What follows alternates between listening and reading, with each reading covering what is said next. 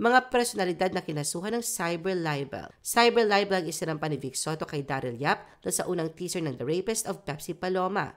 Sinampahan ng cyber libel si Christy Fermin, Nakiko Pangilinan, Bea Alonzo, Dominic Roque dahil sa mga mapanirang pahayag daw nito. Nag-file si Bea Alonzo ng 3 magkakahiwalay na kasong kriminal para sa cyber libel laban kay OG Diaz.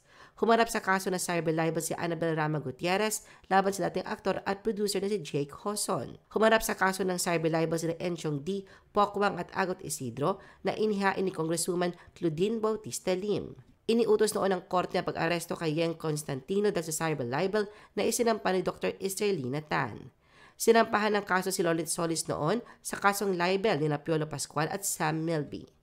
Nag-file si Julia Barreto ng isang reklamo ng cyber libel kay Jay Sonza dahil sa post nito tungkol sa pagbubuntis daw ni Julia. Noong 2017, formal na sinampahan ng 37 na kaso ng cyber libel si Jobert Sucaldito ni Eric Santos. Kinasuhan ng kasong cyber libel ni Vince Tañada ang komedyanteng si Juliana Pariscova Segovia.